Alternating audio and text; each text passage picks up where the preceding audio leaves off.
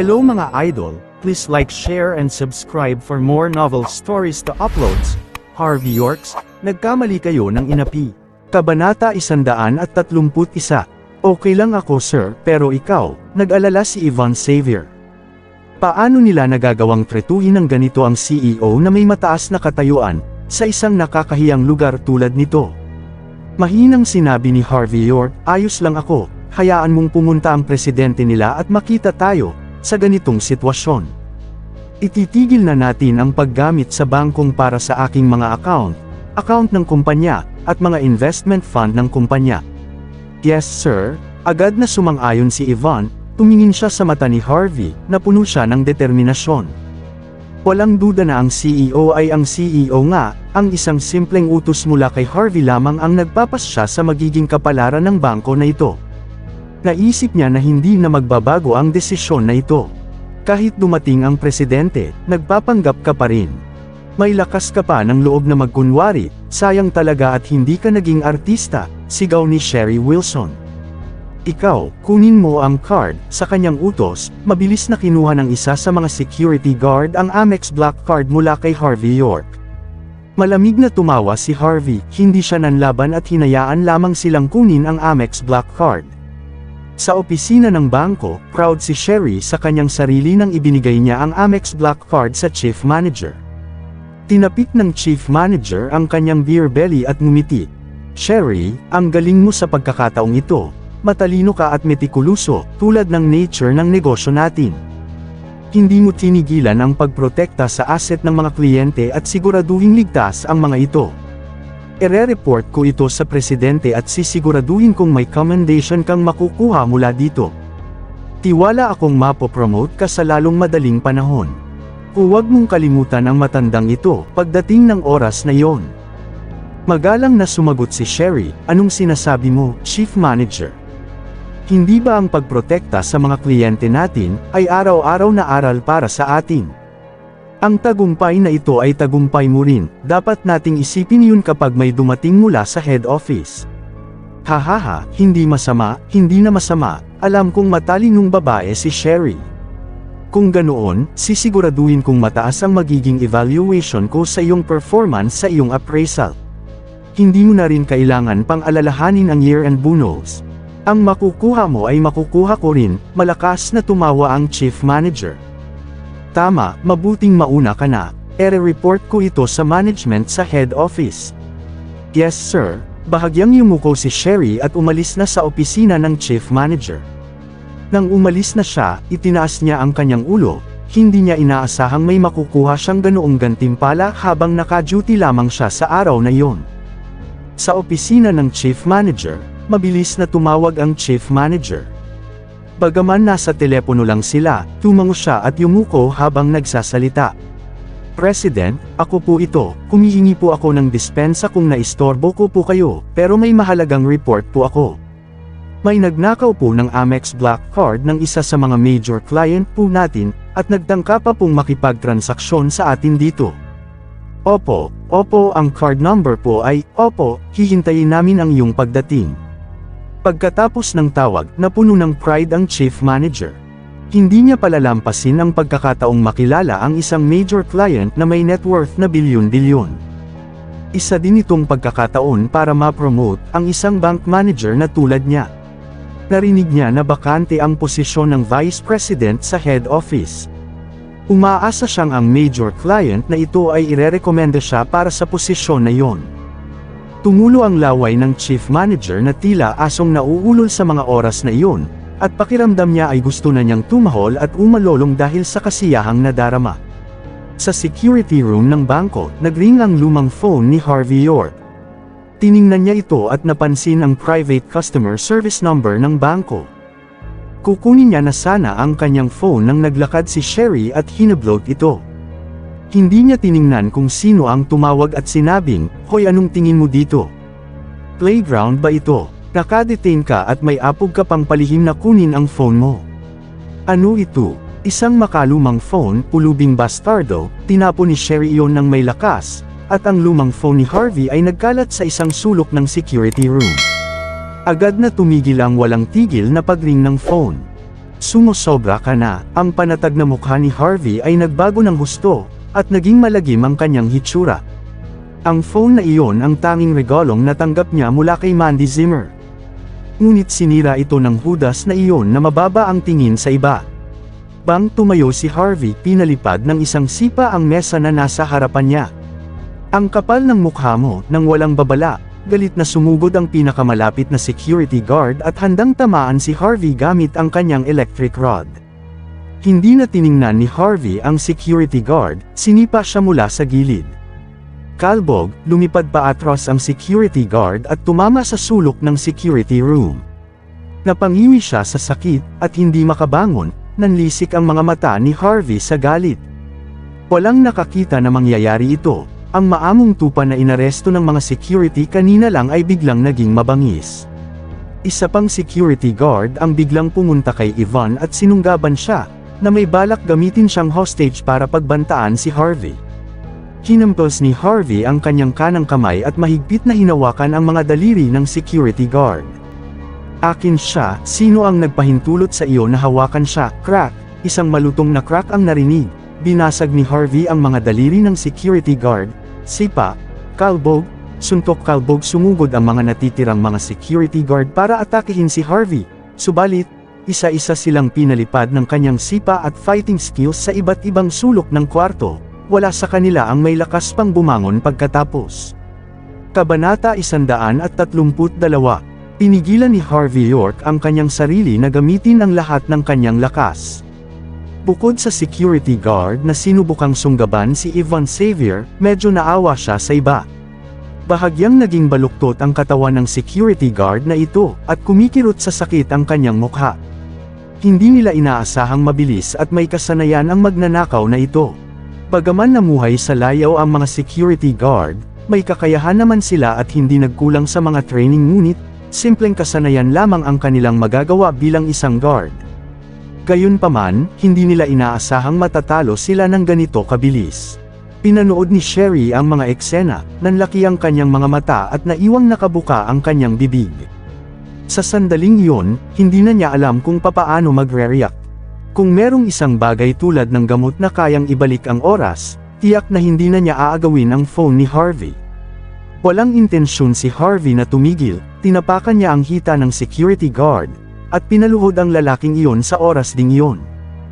Tahimik niyang sinabi, bilang isang lalaki, hindi ka dapat nanakit ng babae sa anumang sitwasyon. Common sense lang ito, humingi ka ng tawad, o lulumpuhin kita ngayon. Ah, bastardo ka, alam mo kung anong lugar ito. Dito ka na mamamatay. Ang security guard na iyon ay ang team leader ng grupo at medyo may mataas na ranggo sa loob ng bangko. Hindi pa siya nakakaranas ng ganoong kakilakilabot na trato sa kanyang buhay. Umisi siya, at walang balak sumuko agad. O sumipa si Harvey, at isang crack ang narinig, nasira ang hita ng security guard.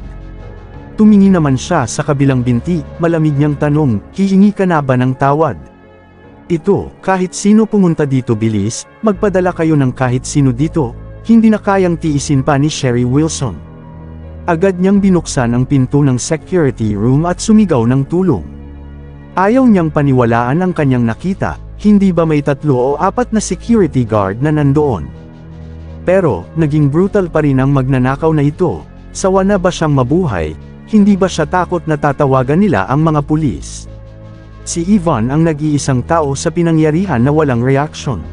Malinaw na alam niya kung gaano kagaling ng kanyang CEO. Kung wala siya sa lugar na iyon, mas maagang nanlaban si Harvey. Hindi na siya sana naghihintay hanggang ngayon para makapag-react. Bastardo, pakawalan mo ang team leader namin. Sa puntong ito, 10 pang mga security guard ang sumugod ng sabay-sabay. Ang isa sa kanila ay may bit-bit pang shotgun. Nang makita ito ni Harvey, nilock nito ang leeg ng security team leader gamit ang kanyang mga braso at inilagay ang lalaki sa harap upang ipangharang sa sarili niyang katawan. Pakiusap, iputok niyo ang mga baril niyo kung kailan niyo gusto. Gusto kong malaman kung sino sa aming dalawa ang mamamatay. Tumigil ang kaguluhan sa mga sinabi ni Harvey. Ang mga security guard na sumisigaw kanina ay hindi na naglakas loob na gumawa ng anumang kilos. Kinakabahan at nagulantang ang mga security guard, tiningnan nila si Harvey mula ulo hanggang paa, nang may takot na nararamdaman. Hindi pa sila nakakita ng ganoong dominanteng magnanakaw. Nakabihis siya sa damit na pangmahirap, pero meron siyang nakakatakot na aura. Tila hindi siya pangkaraniwang tao, magnanakaw ba talaga ang bastardong ito? Lalong naging tensyonado sa loob ng security room. Parang naging malamig at malupit ang hangin. Hoy gago, huwag kang masyadong mayabang. Hindi ka ba natatakot na baka hindi ka na makalabas ng bangkong ito ngayon? Nagsalita ang security team leader kahit nahihirapan siya. Umisi siya at nagpatuloy, huwag mong sabihing hindi kita binigyan ng pagkakataon. Presidente ng bangkong ito ang ninong ko, siguradong tapos ka. Ang presidente, tumawa si Harvey, meron pala siyang walang kwentang inaanak na tulad mo. Kawawa naman ang pamilya niya, masamang tumingin ng team leader kay Harvey. Anong alam mo ba kung ilang pinto ang kinatok ko para makilala ang ninong ko? Maging ang mga business boss ng Namhee ay may lubos na pagrespeto sa kanya. Anong alam ng isang walang kwentang basurang tulad mo? Patay ka, wala akong pake kung magnanakaw ka talaga o CEO ng isang kumpanya. Mapapahamak ka, malamig na tumawa ang team leader, wala siyang pakialam kung anong klaseng tao si Harvey. Hindi niya ito hahayaan lamang ng basta-basta, dati siyang basagulero sa mga kalsada. Isang araw pumunta siya sa bangko at nagdemand ng protection fee. Doon niya nakilala ang presidente na isa siyang talentadong tao at kinuha siyang tauhan. Nalinas ang kanyang criminal record, pinahalagahan niya ang ginawa ng presidente sa kanya at naghanap ng iba't ibang paraan para sambahin ang ninong ko. Sa parehong oras, naging mayabang siya dahil sa favoritism sa kanya ng presidente. Ang mga tauhan ng bangko kasama ng chief manager ay magalang sa kanya. Lalo siyang naging mayabang at mapagmataas na tao, nais niyang patayin si Harvey dahil sa paglaban sa kanya. Ikaw na magnanakaw tapos ka na. Maliit na bagay ito sa simula, pero pinalala mo ang sitwasyon. Gusto mo bang bumagsak sa kulungan? Lalong nagalit si Sherry habang nakangisi. Inuutusan kitang humingi agad ng paumanhin sa team leader namin kung hindi ay siguradong patay kang gago ka. Malamig na tumawa si Harvey. Mahina niyang sinabi, maswerte ka at hindi ako nananakit ng babae, pero huwag mong ubusin ang pasensya ko kung ako sayo, kung hindi, mas masahol pa sa kamatayan ang magiging kapalaran mo. Kabanata 133. Boom, sa sandaling iyon, isang grupo ng mga tao ang nagpakita sa pintuan. 10 security guard ang nakapalibot sa chief manager habang pumasok siya kasama ang kanyang beer belly. Nangilabot siya sa nakitang gulo sa harapan niya, hindi niya inaasahang ang daming nangyari sa oras na tumawag siya. Subalit, malapit nang dumating ang presidente, mayroon siyang matatag na haligi na masasandalan, kung kaya nanatili siyang kalmado. Hoy Kengkoy, sa simula ay ipapadala ka namin sa police station sa pagnanakaw ng bank card na yon. Ilang araw lang naman na pagkakabilanggo ang titiisin mo sana. Nakangiting sinabi ng chief manager, ngayong nangyari ito, mukhang hindi na magiging simple ang kahihinatnan mo. Itinaas ni Harvey York ang kanyang ulo at nakangiting tumangala. Dumating ka ba, Mr. Chief Manager? May tanong ako para sa iyo. Hindi ka ba natatakot sa posibleng hindi mo makamtan ang anumang iniisip mo? Sa sobrang yabang mo, baka hindi mo na may salba ang sarili mo kahit magmakaawa ka pa mamaya. Mahinang tumawa ang chief manager, iho, inaamin kong may kakayahan ka, kahanga-hanga ang fighting skills mo. Ngunit hindi ganoon gumagana ang mundo, hindi ikaw ang nasa tuktok ng mundo dahil lang magaling kang makipag-away. Kahit gaano kakamangha-mangha ang fighting skills mo, mananalo ka ba sa mga baril? Kaya mo bang labanan ang daan-daang tao? Dalawa lamang ang pinakamakapangyarihang bagay sa mundo, pera at impluwensya. Isang salita ko lang, at hindi ka na makakagalaw sa buong buhay mo. Naiintindihan mo ba ang basic principle na ito, hindi ba? Sumagot si Harvey na akala mo'y napagtanto niya ang sitwasyon. So, ito ang prinsipyo, sa madaling salita, ikaw ang may pera at may impluwensya dito. Ibig sabihin ikaw ang makapangyarihan. Medyo nagulat ang chief manager sa kanyang sinabi, pero mabilis siyang ngumiti. May tama ka bata, sa kasalukuyan ako ang may pera at impluwensya sa lugar na ito. Siyempre, ako ang makapangyarihan, wala man akong impluwensya, pero marami akong pera. Tumingin si Harvey sa chief manager na nakangisi. Hindi ka maglalakas loob na magsalita kung magugunaw ang iyong bangko, hindi ba? Tama iyan, hanggat meron tayong pera, hindi ko alintana ang luhuran ka, kahit masira pa ang bangkong ito. Sayang naman, may pera ka ba? Nagdududa ako, pagkatapos ay pumalakpak ang chief manager. Tama na iyan iho, huwag mo na sayangin ang oras at lakas ko. Pakawalan mo na ang mga tao ko, sumunod ka sa akin at lumuhad sa harapan ko. Nangangako akong bugbugin ka lang at hindi ka ipapadala sa police station.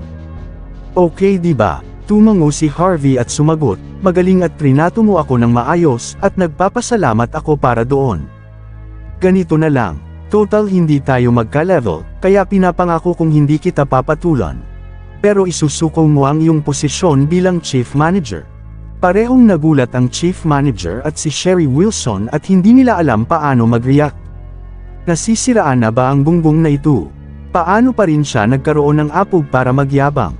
Malamig ba sinabi ni Sherry, "Hoy magnanakaw, tigilan mo nga ang pag-usapan ang chief manager." Lumayas ka na agad, hindi siya naniniwalang sasaktan siya ni Harvey sa anumang paraan. Maliban na lang kung bugbugin siya, gayunpaman, binanggit niya na hindi siya pumapatol sa babae. Unti-unting nawala ang pasensya ng chief manager, parating na ang presidente. Kung makita ng taong iyon ang bulong ito, hindi ba niya iisipin na siya, ang chief manager, ay hindi sapat at walang kakayahan sa ganito kababaw na sitwasyon? Kung kaya, sumenyas siya para umaksyon ng security guard na sumugod, bawat isa sa kanila ay may aura na tila handang pumatay anumang oras. Hoy gunggong, oras na, kung patuloy kang gagawa ng bulo dito, matindi ang kahihinatnan mo. Malakas na tumawa ang security team leader, parating na ang ninong ko. Siguradong mapapahamak ka, sino ulit? Tumawa ng malakas si Harvey nang marinig ang sinabi niya. Sigurado ka bang gusto mo pa rin gumawa ng gulo ngayong papunta na siya? Iisipin mo ba talaga ang tunay mong posisyon pagkatapos niyang dumating? Nataranta ang chief manager at si Sherry sa kanyang sinabi. Anong klaseng tao ang magnanakaw na ito? Paano niya pa rin nagagawang maging mayabang ngayon? Ang ibang tao ay tila nabahag ang buntot sa sandaling narinig nila ang isang taong may mataas na katayuan. Tulad ng presidente ng bangko, na parating, pero, nanatili pa rin siyang kalmado, sino ba siya sa inaakala niya? Sa sandaling iyon, naglakad si Ivan sa sulok at pinulot ang makalumang phone ni Harvey. Pagkatapos ilagay ang battery, muling nabuhay ang phone. Sa kasamaang palad, tuluyan nang nasira ang back cover niyon. Ring, ring narinig ang mabilis na ring mula sa phone. Malinaw na hindi makapasok ang private customer service pero hindi sila sumuko.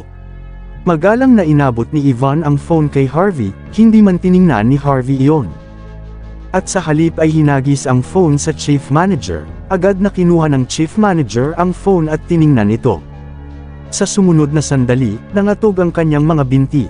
Isang linya ng 7 ang makikita, agad nakilala ng chief manager ang number na ito nang makita niya ang area code sa harap ng mga numero.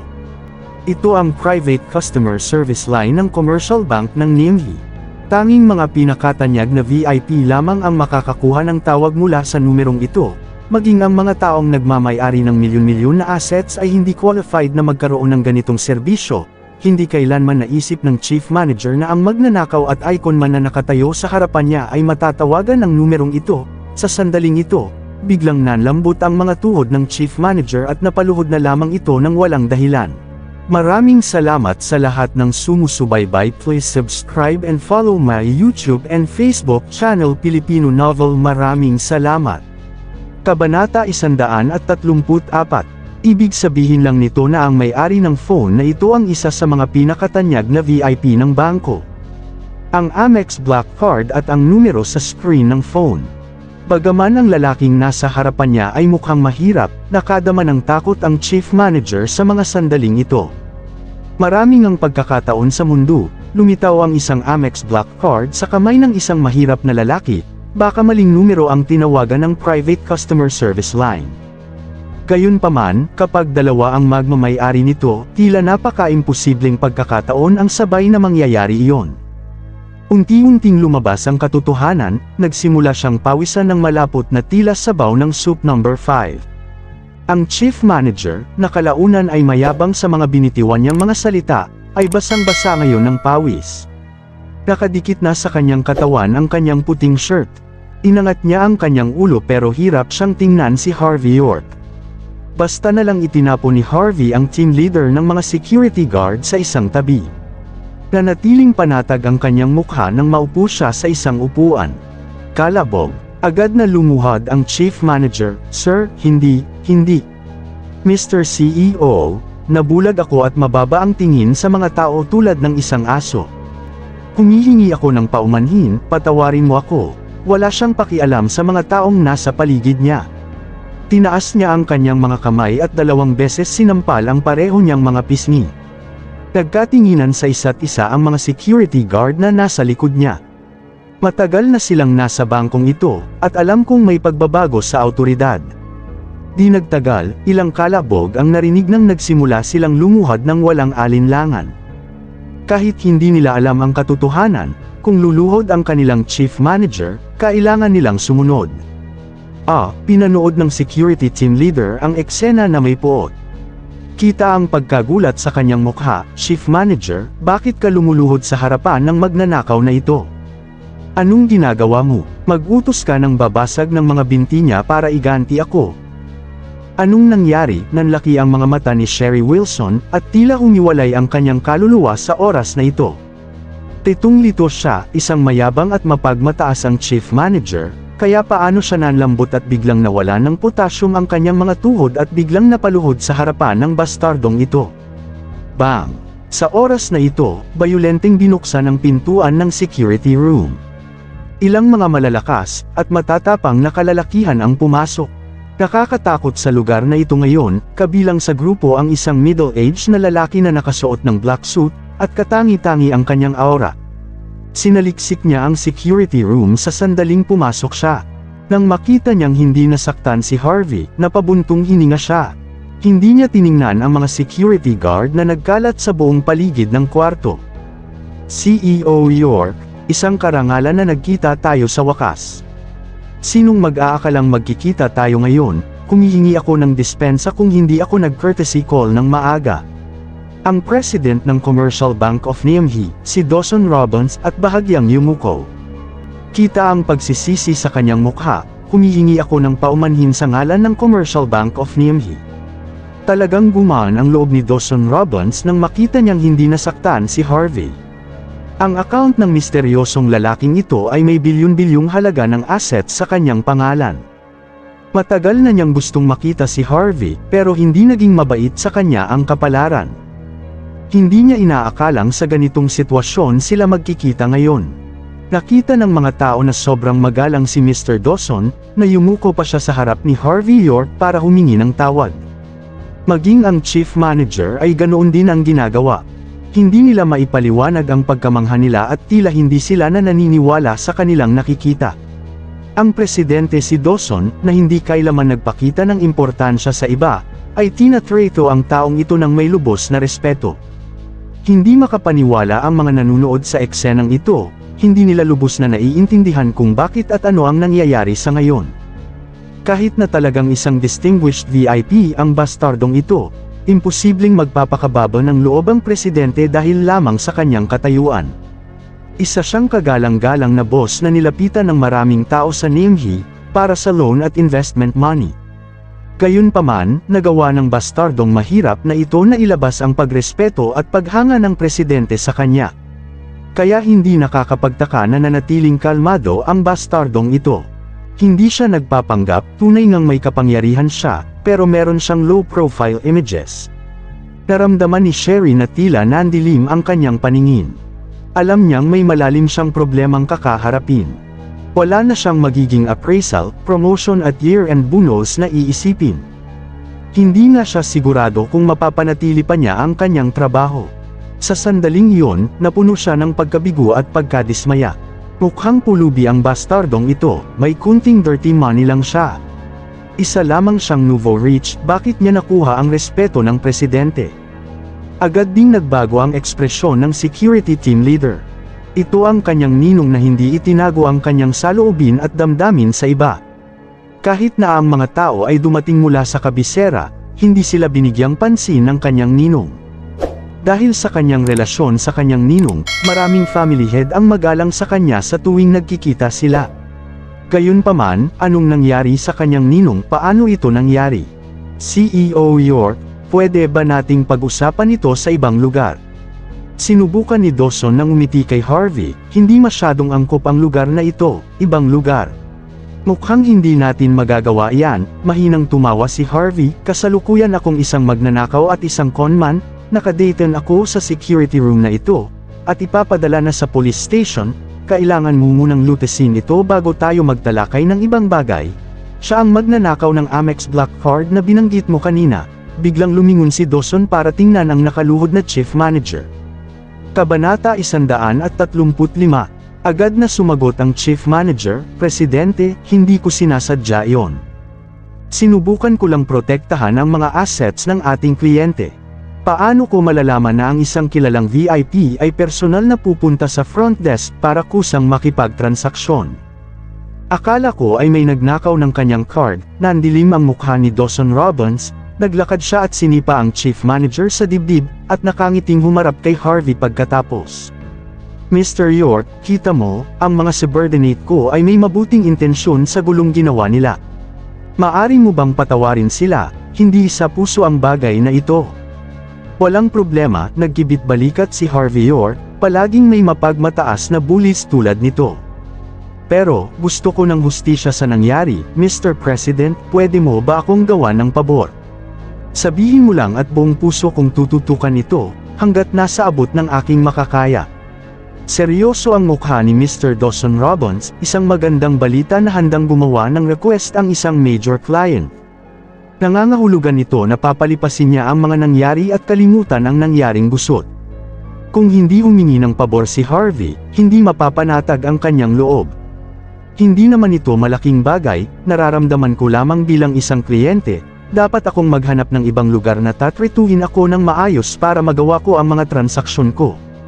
Tutulungan ako ng sekretary ko na ilipat ang mga personal na asset ko at ng aking kumpanya palabas dito. Inaasahan ko ang iyong tulong sa maliit na bagay na ito. Nagniningning ang mga ngiti ni Harvey, tiyak, hindi ito magiging problema. Isang pirma lang ang kailangan, subalit, nandilim ang paningin ni Mr. Dawson. Halos himatayan siya kanyang narinig, pansamantalang ginamit ang opisina ng chief manager. Tinanggap ng may lubos na respeto at courtesy si Harvey. Umupo siya sa sofa habang pinaghanda siya ni Ivan Xavier ng tsaa. Dahan-dahan niyang ninamnam ang inuming hawak niya. Nakaupo sa harap niya si Dawson na nahihiya pa rin sa mga nangyari. Hindi siya sigurado kung saan magsisimula, Mr. York, maari mo bang hayaan ang bangko naming i-handle ang mga offshore account mo sa mga susunod na taon? Magsusumikap kami at ibibigay ang pinakamahusay naming serbisyo. Maari mo ba kaming bigyan ng isa pang pagkakataon, pagsusumamo ni Dawson? Nagulat si Harvey, tanong niya, President, hindi ko maintindihan ang mga sinasabi mo. Hindi pa ba kita binigyan ng sapat na pagkakataon? May mga taong tinutukan ako ng baril sa ulo kahit inosente ako.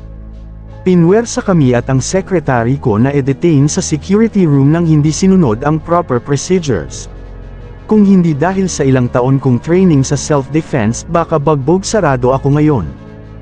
Hindi mo ba naisip na nagbigay na ako ng pagkakataon sa pagpapalampas sa mga nangyari? Inaasahan mo din bang luluhod at hihingi ng tawad sa iyo? Nagbibiro ka siguro, walang tigil ang pagpatak ng pawis mula sa ulo ni Dawson. CEO York, huwag muna nating pag-usapan ang tungkol sa negosyo. Nais ng walang kwentang anak ko, na personal na humingi ng tawad sa iyo. Ayos lang ba sa iyo iyon? Tahimik na tumawa si Harvey. Hindi magiging madali iyon para sa iyong matangkad at matipunong inaanak. Kung ganoon, pwede ko ba siyang tawagin? Hindi na naglakas loob si Mr. Dawson na pahabain pa ang pag-uusap. Sa halip nilabas niya ang kanyang phone at tumawag. Di nagtagal may kumatok sa pintuan, at kalaunay ang mayabang na security team leader ay pilay na naglakad. Umiiyak siya at nagluluksa, wala siyang pakialam sa mga sugat at pinsala sa kanyang katawan habang lumapit siya kay Dawson at gumapang sa harapan niya. Ninong, kasalanan ko ang lahat, hindi ko na ulit gagawin yon. Mr. York, CEO York, nabulag ako. Pumunta ako para aminin ang mga pagkakamali ko. Pakiusap, patawarin mo sana ako. Nang sabihin niya ito, tila kita pa rin ang galit sa mga mata ng security team leader. Dati siyang siga sa mga kalsada, subalit, bagbog sarado siya sa estado niya ngayon at hindi makaganti. Bakit siya agad susuko? Napansin ni Harvey ang sama ng loob ng lalaki, pero hindi niya ito pinansin at ginalaw ang kanyang kamay bilang senyales na pwede na siyang umalis. Ang chief manager at si Sherry Wilson ang sumunod na pumasok. Parehong bumalik ang kanilang ulirat, medyo napagtanto ng chief manager ang sitwasyon at nagsalita ng may courtesya. CEO York, humihingi ako ng tawad, nabulag ako, walang disiplina at na-offend ka. Nandito ako para formal na humingi ng paumanhin sa iyo. Sisiguraduhin kung hindi na mauulit ito, pangako. Pagkatapos niyang sabihin ito, tinaas niya ang kanyang mga kamay at 2 beses na sinampal ang kanyang mukha. Hindi alam ni Harvey kung matatawa siya o maiyak habang tumingin siya kay Dawson at malamig na sinabi, "Okay din itong mga subordinate mo? Kanina parang mga pusang gala, na galit sa maruming daga, ngayon naging kengkoy bigla ang mga ito. Anyway, okay lang sa akin ito." Nagawa niyang parang alipin ang 2 taong ito sa loob lamang ng ilang minuto. Sa katunayan, napakahusay ng mga salita niya, hindi nakapagtataka na siya ang presidente. Ang sinumang ordinaryong tao ay walang kakayahang gawin ito. Umiti si Sherry Wilson at sinabi, "CEO York, sana ay hindi niyo isipin kung ano ang nagawa sa iyo ng isang walang halagang taong katulad ko." Naguluhan ako kanina, humihingi ako ng paumanhin, iba ang reaksyon ni Sherry sa iba pa. Wala siyang sama ng loob, ngunit siya na tila nagsisisi sa kanyang nagawa. Isa itong major client, bagaman, hindi niya naintindihan kanina, napagtanto niya na ngayon ang katotohanan. Kailangan niyang kilalanin ang katotohanan iyon, at magkakaroon pa siya ng isa pang pagkakataon. Hindi nagsalita si Harvey, wala sa kanila ang may karapatan para sa kanyang sagot. Sa halip, malamig na sinabi ni Yvonne, "Makakaalis na kayo. Huwag ninyong kalimutan na binibigyan ng CEO ko ang inyong presidente ng pagkakataon, tandaan niyo iyan. Inaasahan kong hindi na mauulit pa ito." Ang chief manager at si Sherry Wilson ay hindi na naglakas loob na magsalita pa, malungkot silang umalis. Sa susunod, paano pa magkakaroon ng susunod na pagkakataon? Kung may ganoong major client na magpapakita ulit, magkakaroon ng welcoming party at lighting fireworks para anyayahan silang pumasok. Please like, share and subscribe for more novel stories to uploads.